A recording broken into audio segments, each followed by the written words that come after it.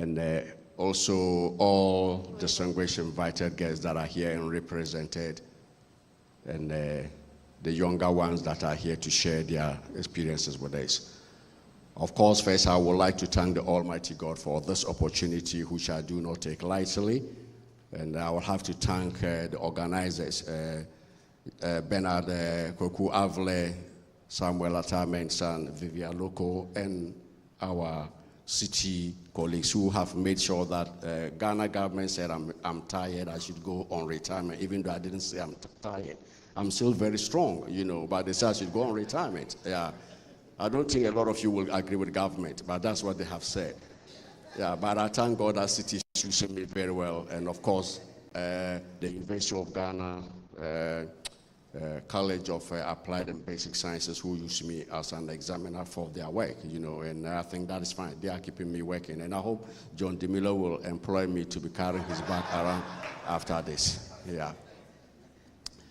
I don't want to think that I have monopoly over wisdom, but I can say I have been born into a farming community. My father was a big chief, a paramount chief, one of the biggest chiefs in Ghana, a very good friend of the former president of Ghana, who's gone out and represented the president on several occasions. They took part in Madame Fatia's dowry and all that, and was involved in the resolution of the Boku chieftaincy case with Domahini, Wenchimahini, and others. So I picked agriculture from that level. And when I went to secondary school, to the best secondary school in northern Ghana, Navrango Secondary School, we had a very good school farm, and we did a lot of agriculture. Whereas other secondary schools will close early and come late, we will close late and come early, courtesy our dynamic, indefatigable headmaster, George College MacDonald, a Scottish, and then Madam Hawa Ogede, one-time Boku Central MP. So I'm coming here with ideas that I will share with you. I have done research for 31 years. I didn't, when I got a Commonwealth scholarship to go and see and come back. So I'm not talking theory. What I'm sharing with you is not things that I.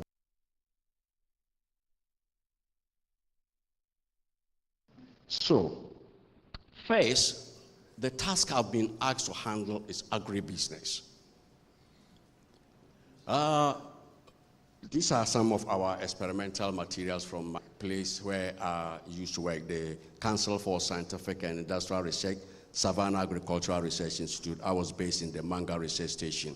I had to go and open that station, and now I'm glad to see that I left for Richmond 2022, and two of my younger colleagues, one is now the director and one is also the deputy director.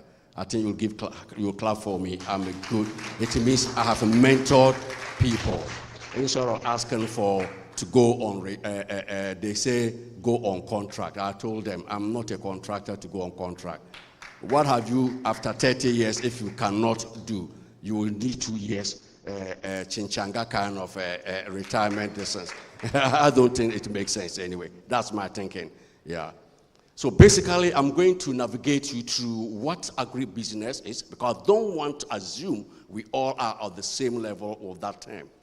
I mean, it could be a category, that people will define variously. I mean, it becomes like an egalitarian term. Two key components or ingredients that all underpin agribusiness.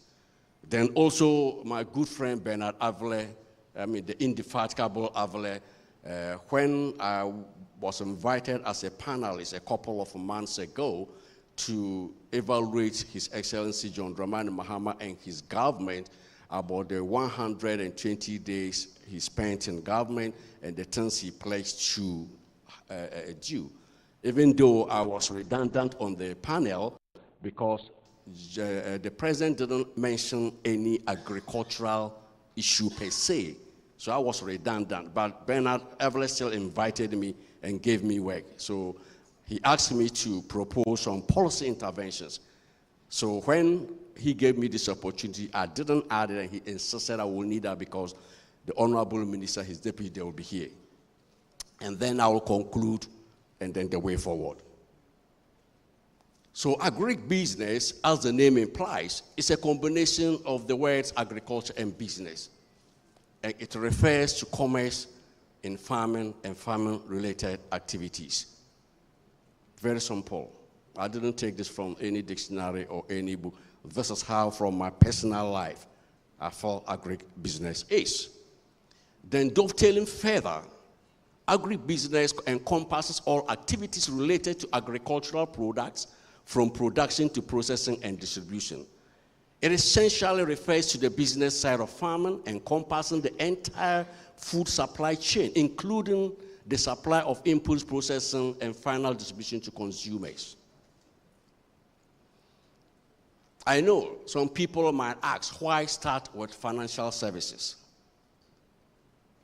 As the Bible says in the book of Ecclesiastes chapter 10, the verse 19, I will not go through so much of it. It says, a feast is made for laughter, wine makes merry, and money is the answer for everything. Money answers everything. If you don't have money, what can you do? Honorable John DeMillo is an example. He veered into agriculture from his main career, the sun. Today we celebrate him because he is successful. And what is the success? It means he was able to invest in agriculture. I don't think if he had ideas and didn't have the pesos, he would have gone into agriculture and be called a successful farmer. Isn't it? So money is key.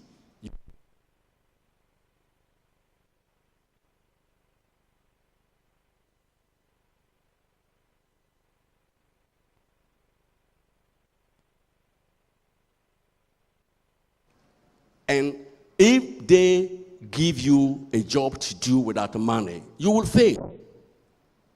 You cannot do anything. So that is what underscoring by agriculture and then money. This includes farming, ranching, aquaculture, apiculture, snail rearing, mushroom production, and other activities related to the growing and raising of food crops, such as cereals, dry grain leguminous crops, root and tuber crops, vegetable crops, economic tree crops, rearing of small ruminants, poultry, and technical crops, such as cotton, which we now refer to as the white gold by our brothers in Burkina and then Benin. I'll be dovetailing into them shortly. This involves transforming raw agricultural products into usable forms, such as milling grains, canning fruits and vegetables, or processing dairy products in both liquid and solid forms. Regrettably and sadly, this is where we are weakest, or almost lack as a country, but reliant on foreign imports at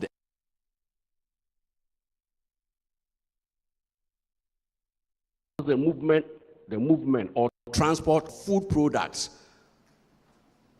livestock, poultry, from farms and processors to consumers, including wholesalers, retailers, and transportation networks.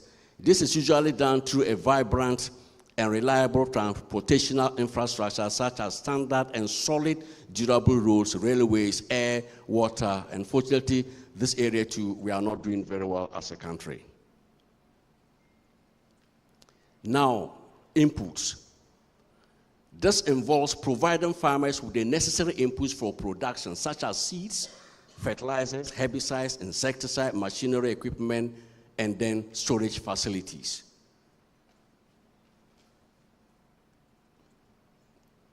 But as we talk, if you look at seeds, our seed systems as a nation, but later I'll be talking more about it under the policy issue, we still import huge quantities of hybrid seeds from South Africa, and then Seedco in Zimbabwe, it doesn't make sense because we have the capacity. I worked for 31 years in CSIR, and we have this Bill and Melinda Gates Foundation and then Warren Buffett Foundation that gave me, very generous funding to come out with what we call drought-tolerant maize for Africa, which later metamorphosed into stress-tolerant maize for Africa, which involve countries like Ghana, Nigeria, Togo, and then Mali Republic.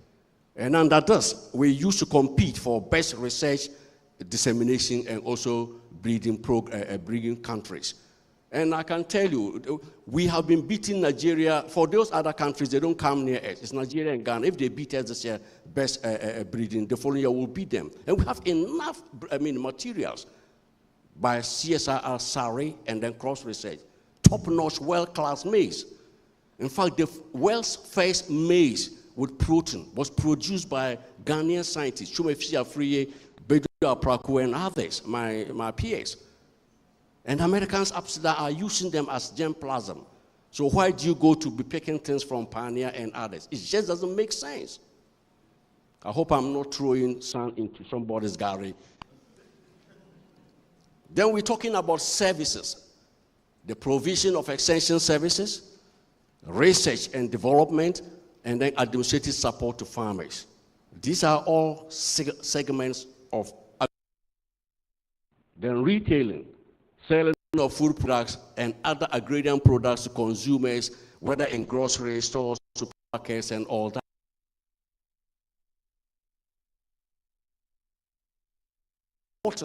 They don't spend CDs. It just doesn't make sense. But we have the capacity. But because under the current dispensation, the CSR, the way we are structured, vegetables and tree crops and other are not so key. They are like afterthought. Our focus is on the key ones: maize, soya beans, rice, and those things. So vegetables are always a second thought. I used to work on vegetables, particularly onion. And in this country, the late Professor Norman will always refer his students to me. No research scientists have published even 1/10 of what I have done under onion, several of them. And they are in very high quality impact journal, not predatory journals, Yet we don't fund them. Who doesn't make sense? So I would like to appeal to you so that if we establish an independent horticultural institute that will focus on vegetable crops, it will help us. Huge monies are lost always. Look at tomatoes. $400 million US are spent annually, and it's increasing. Just on tomato. I'm telling you, I have the data here. Ghana, Saska, they are here. Then you're talking about onion. There's even worse. Carrots, everything. Even up to toothpicks, all of them. Cabbages and all that. Yes, I have them here. When I came, Samens gave me the opportunity to talk about the Sway Drew conversation February last year. This particular hotel at the other Sunday. Yes, huge losses. But I dare say, I'm yet to see that economist who can face me on that to tell me how you can manage the Ghana cedi using economics, just talking economics theories. It doesn't work that way. But agriculture can fix it. Because it's agriculture. I'm not a politician, please. Don't associate me. But I'm telling you as it is. We can feed ourselves. We don't need to go to anybody to pick this. Look at that small, tiny country, Burkina Faso. They share borders with my hometown, Chumu. Go and see the wonderful things happening. Even sending grain and other things. When we should be sending grains to them. Their soils are the poorest you can find. It's one of the poorest countries some years back with Niger. But now they are even exporting. And recently I'm told the young soldier said he sent Edison to his excellent Jordan to stop Ghanaians sending foodstuffs to them. They don't need your food. Heading towards what? Food self-sufficiency. Don't get me, I'm not talking of food security. No, the two times are very different. Later I can respond to that if you want to. 2, we need to ban the importation of maize seeds into Ghana and to fund research institutions and seed companies to meet our country's seeds demands for food self-sufficiency. Provision of complete mechanization centers to provide timely mechanization services, right from land preparation, planting, weeding management, fertilizer application, water management, harvesting, storage, and then processing. But for the past, even from Nkrumah's time up to date, anytime we're talking about mechanization, we end up talking about what? Tractorization. Tractorization is not any mechanization. It's just a small, minute, is there a part? Well, a key part anyway, but it's not. So let us get these things right. And Nkrumah did it, and it failed. They brought some funny tractors from Czechoslovakia, Z50 and others, Russia and others. Some came with snow plows. What are snow plows doing in Ghana? They brought all those things, and we accepted them. It has metamorphosed throughout, and every now and then. You know, Kufo came, they came in, and Honorable Professor Mills and all that, they came in. And when these things even came, they fell into wrong hands. Very big people, religious leaders, chiefs, politicians, people who have power, pick these things. Over 80% have been sent to Burkina and Niger and others. I am not speculating, I know what I'm talking about. I live in Boku for 40, 30 years, so I know what I'm talking about. They got them out. Go and find out now, where are they? And like I said, Ghana has more tractors sitting on stones in the north and Jura. If we can get spare parts and fix them, very quality tractors, Macy Ferguson, MF, the best tractor you can find. The other in Tamale, you go, it's galore. The whole place, if they push, you are falling on old tractors. Go to Jura, go to Sankore, all those places. Why not then fix those ones and put them into a pool? So mechanization, Honorable, will really, really help us. Women up north still are there bending down. Look, their waist. What children? Why? Establishment of Fertilizer Manufacturing Company to significantly lower prices, timely availability, right type of fertilizer and formulations and resources abound in Ghana for that. Any country that discovers oil and processes oil, urea is a byproduct. You get products like what? Liquid ammonia and liquid carbon dioxide. Subject them to higher temperatures and higher elevated pressure. And after that, you rotate it with higher temperatures. Then they cool. You get urea, as simple as that. It's not rocket science, common sense. And now we have, is it Ghana oil, is it the oil facility, Ghana oil, Tor, Tema oil, exactly. And this was done by Nkrumah in the 60s, when we didn't have oil. And he will import oil, crude here, process, and lower prices. So we should have even been, well, how did we lose out that? And now we have oil. You go Jubilee oil and other, even I'm now told any place in the north, I'm told geological have got what? Oil, Savannah and other, huge quantities. So why not process that, and then we can put up an oil fertilizer factory. Honorable, we are nice, I mean, we have good relations with the Moroccans, the Royal Republic of Morocco. I saw Honorable Ablakwa talking of some collaborations in that. And Morocco can help us with that. I'm told there were discussions to set up one around Takrady area there. I think if we do that, that will really help us.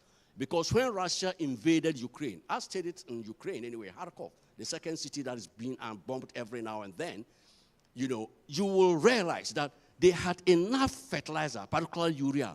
It's just cheap because they have oil. So when they put the byproduct, they produce so much of urea. And that's what they have been sending to countries that are aligned to the Russian Federation. And Ukrainians have also been huge money. They just give them for free. So we can do a lot. Also, our soils in this country, in fact, all the soils of Ghana, are there any soil sciences to challenge me? Are all acidic? No, if there's one, he can come. We can take samples. I don't speculate. No, you can. Let's pick samples. Sample, common sense. We just go into soil research or any of the University of Ghana Soil Science Department, one of the best you can find in Africa. We go and assess them. All of them are acidic. And when soils are acidic, the pH are what? Very low. No amount of fertilizer can be effective there. You are wasting your time. I know Ghanaians like prayer, and even Obinim and Co can pray and change it. Once you apply them, the soils are not good. They are not good. Don't waste your time to pray on them. But it doesn't make sense. It won't work. Things just don't work like that. We can work on that.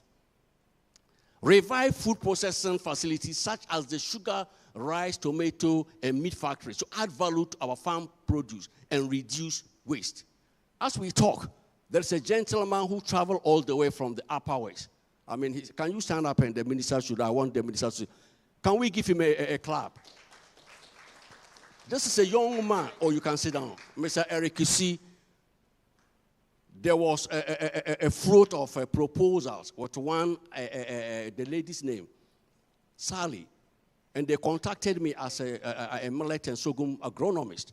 They wanted to get people to support European Union, 150,000 pounds for 5 West African countries. And an army, you know, Africans, when proposal, everybody writes, even market women write.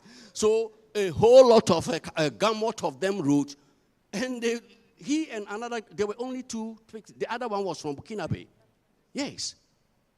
Nigeria alone had over 65 who applied. Nothing, they couldn't see it up.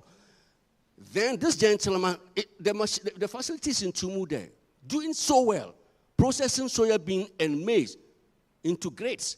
And Burkina Faso are picking them. And all attempts for school feeding program project to patronize, they refuse to accept. He tried severally, DCs, MPs, and regional ministers, they just refuse. So how do you build local industries? When you are killing people who personally have put their money in, you say one village, one down, one district, one factory. You can't even maintain practice that Nkrumah have done. None of them is operating. Why? What is the problem? Commander is not working. You go to bus driver, it's not working. Rice factory in Boku and Tamal, they are not working. Cotton, this is all closed up. I mean, we need to refix, but I'm happy. And your resetting, we are hoping you will really reset. You have a lot to reset, John DeMello. Yeah. Yes, I pity you. But agriculture is one of the most debilitating areas. Yes, it's the difficult. In fact, if I were the president of Ghana one day and I pray that, I thought you would have said amen. Yeah, so that what I'm thinking is that Agri should be the #1 budget item. After agriculture, education. After education, health. All the other ones, I'm not saying they are not, but we can do without them. Because if you eat well, are you not fine? I don't know when I've ever been to hospital. I only go to hospital when I want to travel outside Ghana, and they say they need medical exam. I just go and I'll talk to one of my medical classmates. They'll just fill the form and I fly out and fly. I don't even go and they take my sample, you know. Yes, because if you eat well, you are good to go. If you don't eat, how can you go and sit down in classroom and learn? You can't. A hungry man is an angry man. You are all here. Who of you have not eaten? I cannot see by hand. Unless, of course, maybe you are fasting. Yes, even madmen eat. Isn't it? Yes, everybody eats. Yeah. Revamping of the once vibrant cotton value chain called the white gold. You know, and I think honorable, this is an area we can look at because Ghana had the largest or the second biggest cotton generation in my hometown, Tumu. Yes, it's there, working excellently. And we had the best cotton lint in West Africa. But it has collapsed because of purely wrong policies. That one is a purely, so it's a Ghana Cotton Company. They destroyed, they threw it away. Auction vehicles, auction bungalows, and guest houses. Why? What is wrong with this? Because that policy was a disaster. You didn't need to do that. But I hope I've been hearing the Upper West Regional Minister have been talking so much about it. And I think since that is your sector crop, you people need to look at that. We have big cotton generators lying down there. The Tumu one, very big one. Pusu Namogo, late quality, state of the art. When you are entering Bolga, then Tamale has. And why also have some private ones? They are just lying there. We can fix them and use them to even process groundnuts and other cashew and others, so that after the cotton has been jailed so they will not lie idle. In fact, when His Excellency was talking about 24-hour economy, I just look. in the 70s, the cotton mill was doing 24 hours because they had day and night shifts. Yes, I saw it. Mechanics, engineers, women were selling food and other things. So if we fix this, we will make a lot of money. And while I was training the Soviet Union in Kharkov, at the Kharkovsky Kharkov Agri Institute, where the world's first soil scientist it was named after, there our student work, my thesis are still with me. The best predecessor crop for maize. When I say predecessor, the best crop to follow maize is, for maize to follow is cotton. But when you apply, you plant cotton a year or two, and you want to plant maize after, you can reduce your cost of production by 50%. The agri economists know what I'm talking about. Cost of seeds will stay, plywood will stay, but in terms of fertilizer, herbicides, weeds, because the cotton will take and leave a lot of fertilizer. So the maize crop will benefit from that. So it is a very friendly crop, and they don't share the same weed and pest problems. So we really need honorable, if the cotton project can come, it will create a lot of jobs. And I'm hoping that when you revive it, we wouldn't be transporting the links to Akosombo, Texas. We can open a textile factory in another Upper West or Upper East or Savannah area there to be processing, and people can support that. Yes. So in conclusion, government and the private sector and all stakeholders in the agribusiness continuum must come together, plan together, implement jointly, monitor, evaluate, review, and learn together, and shift or change gear to top gear where necessary, fix weaker chains, and move progressively or militantly forward. If Ghana's agriculture is indeed poised to achieve the anticipated desired results, objectives, goals, and create the needed impact on the livelihoods of the Ghanaian people. Finally, Honorable, I will be coming to your office. I'm leading an advocacy on, I just told the Vice Chairman on the Parliamentary Committee, Select Committee on Agriculture, Food, and Cocoa Affairs. This species, these are donkeys, you know, they are plowing in Bolgatanga. They just sent me the picture, the immediate past MC, Honorable Rex Asanga. Donkeys are, that's my last, donkeys are now an endangered species. They are killing them carelessly in this country and carrying the hide to China to make a product called Ijao. And Ijao is an expensive product that is anti-aging. So if you are in China and you are not in the category of class like people like Bernard Avle, Honorable John DeMello, and Vivian Carl Loco and Co., you can buy it. It makes them look younger. Yes, it makes them look younger. Yes, it's not for the ordinary, the mob browers. No, it's not the mob brower. It's another class. So they patronize it very well. It beautifies ladies' shoes, like palm cake. The lady looks very fresh and very nice, looking very cute and gorgeous. So they are doing everything to destroy. And in fact, it's a huge, it's epidemic proportions. Meanwhile, China used to have the largest donkey population of 14 million. Within the span of 2-3 years, they killed almost 80 million, level 1 million. And the Chinese government under Xi Jinping, and you know that one time I like the comment, I lived in Russia for 6 good years. For them, the laws work. You can be Gorbachev's son or Putin's son. When you do wrong, what you'll go through, even if you are drunk on beer brewed from beans, the beer will vanish from your face. Oh yeah, it will vanish, but you will be punished. So these donkeys are now being killed carelessly. AU have come out with a ban, and then ECOWAS will have come out with a ban. But Ghana, when we are confronting them, you know, every Ghanaian is a lawyer. You know, they tell you that Ghana Parliament hasn't signed haven't passed any law. But of course, I'm not a lawyer, and I don't want to pretend to be one. But what I know from commonsensical approach is that if a law has been passed by a higher group, like AU or ECOWAS, to which, both of which Ghana is a member and signatory to these organizations. So the laws of Ghana are subservient to those laws. So if they pass a law, automatically Ghana law should fall in line. Is that not honorable? I mean, you are lawmakers. Yes. So ECOWAS says something we should all support. But we are accepting now they are using Ghana and Nigeria, where the criminal elements now are carrying this into, because the Francophone ones are doing well.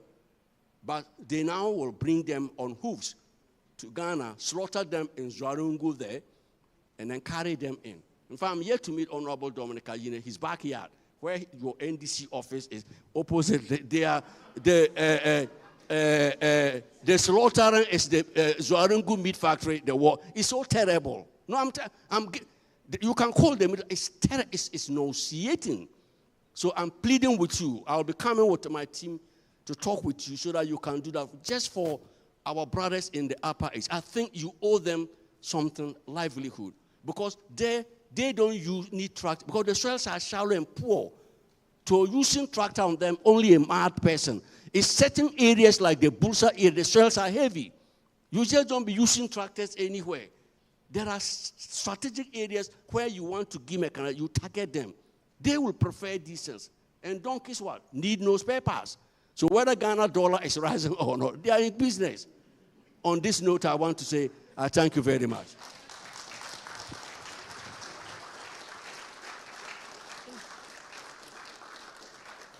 Prof, thank you very much. Donkeys indeed don't need spare parts. I think he's triggered the conversations. He's made some very key